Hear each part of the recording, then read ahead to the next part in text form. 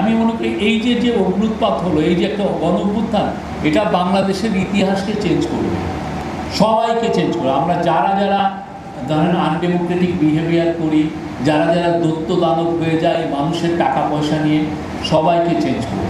নাহিদদের যে গ্রুপ বা স্টুডেন্টরা যারা প্রোটেস্ট করছিল তারা বলছিল যে আজকে একটা গায়েবানা জানাজা হবে। আমি পাঞ্জাবি পরে গেছি সাধারণত, আমি তখন এএনপির বাংলাদেশ ব্যুরো ছিল। গায়েবানা জানাজা আমার সময় হয়, আমি ওইখানে গিয়ে আমি জানাজায় অ্যাটেন্ড করি। স্টুডেন্টরা একটা বড় মিছিল আসলো শহীদুল্লাহ হল থেকে। পুলিশ কী করলো, পুলিশ ওদেরকে স্টান গ্রেনেড মারলো, যেটা যে গ্রেনেডে খুব শব্দ হয়, সবাই ছিটকে পড়লো। আমিও, আমার পা ভাঙা, আমার হাঁটুতে অপারেশন হয়েছে, আমার হাঁটুর যে চাকতিটা এটা ভাঙা। স্টুডেন্টরা চলে গেল আরও মল চত্বরের দিকে, রেজিস্ট্রার অফিসের ওই দিকে চলে গেল। বাংলাদেশের ইতিহাসে আন্দোলন যখন স্টুডেন্ট আন্দোলন হয়, ওইটার মূল রোল প্লে করা হলো পাবলিক ইউনিভার্সিটির স্টুডেন্টরা যারা হলে থাকে। রমনা জোনের উনি এডিসি বা কিছু একজন, উনি বলতেছেন যে হল ভ্যাকেট হয়ে গেছে, স্টুডেন্টরা কেউ নাই।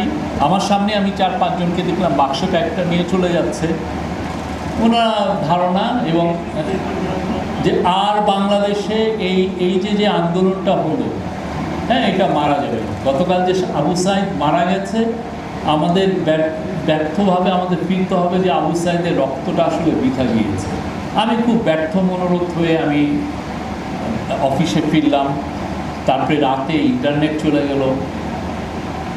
পরের দিন সকালে 11টার সময় আমার এবং ওই দিন আমি অফিসেও আসছি দেরিতে, 18 তারিখে। হিস্টোরিক্যাল পার্সপেক্টিভে যেটা আমি জানি সেটা বলছে যে আন্দোলন আগাবে না।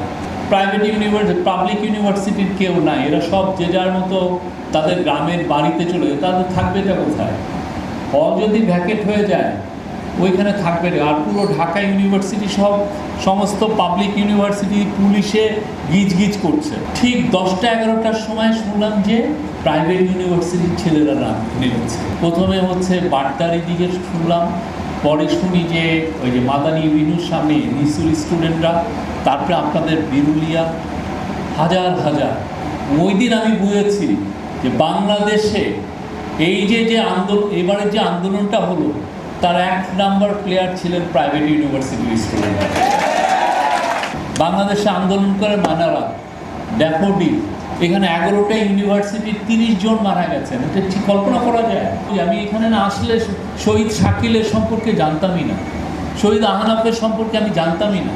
এই জন্য এই আন্দোলনটা, মানে এই যে জুলাই যে বিপ্লব হলো, এটা একটা অদ্ভুত, মানে এটা যে এত একটা অভূতপূর্ব একটা গণ অভ্যুত্থান, মানে এটা কল্পনার বাইরে, এটা আমাদের ইমাজিনেশনের বাইরে। আমি 90-এর আন্দোলনে ছিলাম। আমার ওয়াইফের একটা, মানে উনি ভি চিহ্ন দেখাচ্ছেন, ওনার ছবি এখনও আপনি পুরনো ইত্তেফাক পেলে দেখবেন। আমি আর আমার ওয়াইফ ক্লাসমেট ছিলাম, তার ছবি দেখা যায়। কিন্তু কয়টা লোক ছিল 90-এর আন্দোলনে? টিএসসির সামনে কিছু মিছিল, মতিঝিলের কিছু মিছিল, গুলিস্তান বা ওই জিপিওর মোড়ে কিছু মিছিল। এর বাইরে কয়টা লোক নেমেছে, কয়টা মেয়ে নেমেছে? আর এই আন্দোলনে মেয়ে আর মেয়ে আর মেয়ে আর মেয়ে, আমি দেখতেছি আর ভিডিও নিচ্ছি। কত যে ভিডিও নিয়েছি আমাদের মেয়েদের, এটা আমাদের মেয়েদের আন্দোলন ছিল, আমাদের নারীদের এটা আন্দোলন, নারীরা এটাকে সফল করেছে। এটা নারীদের উদ্বুত্থান। এটার যে আমি মনে করি আরো সময় যাক, এইটার ডাইমেনশন, এই যে অভূতপূর্ব যে একটা বিপ্লব হলো, এটা নিয়ে আরও ভালো বই হবে।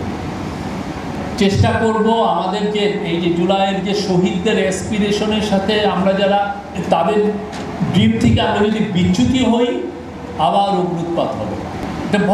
এটা একটা বাংলাদেশের ইতিহাসে এটা একটা আমি মনে করি এই যে অগ্ন্যুৎপাত হলো, এই যে একটা গণ অভ্যুত্থান, এটা বাংলাদেশের ইতিহাসকে চেঞ্জ করবে, সবাইকে চেঞ্জ করবে। আমরা যারা যারা ধরেন আনডেমোক্রেটিক বিহেভিয়ার করি, যারা যারা দত্ত দানব হয়ে যায় মানুষের টাকা পয়সা নিয়ে, সবাইকে চেঞ্জ করবে।